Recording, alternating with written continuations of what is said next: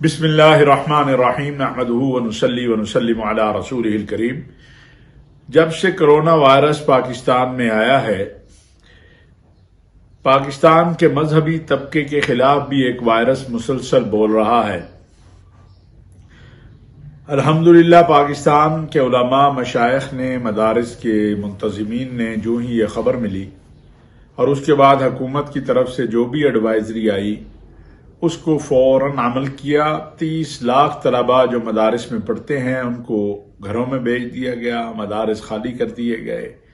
مساجد کے سلسلہ میں، نمازوں کے سلسلہ میں جو ہمیں حکومت نے کہا اس پر عمل ہوا۔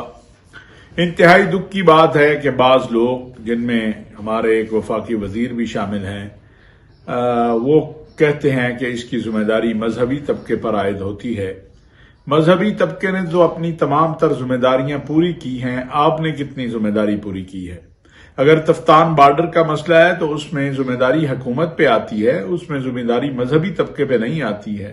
آپ نے کیوں وہاں سے آنے دیا؟ آپ نے کیوں نہیں وہاں انتظام کیا؟ آپ نے ایران کی حکومت سے کیوں بات نہیں کی؟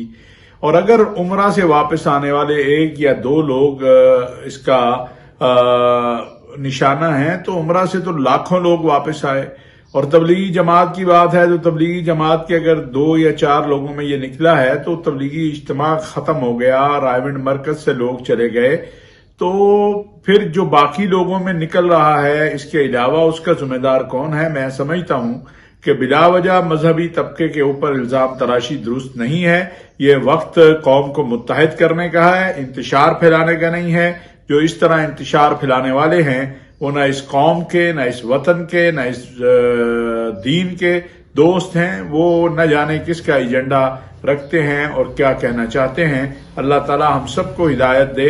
اور میں یہ بات بڑی واضح کہنا چاہتا ہوں کہ پاکستان کے مذہبی طبقے نے جس ذمہ داری کا ثبوت دیا ہے وہ ساری دنیا کے سامنے ہے، اور انشاءاللہ ہم آئندہ بھی ملک و ملت کے لیے، اپنے دین کے لیے اپنی فکر اور سوچ کے مطابق اپنا کردار ادا کرتے رہیں گے۔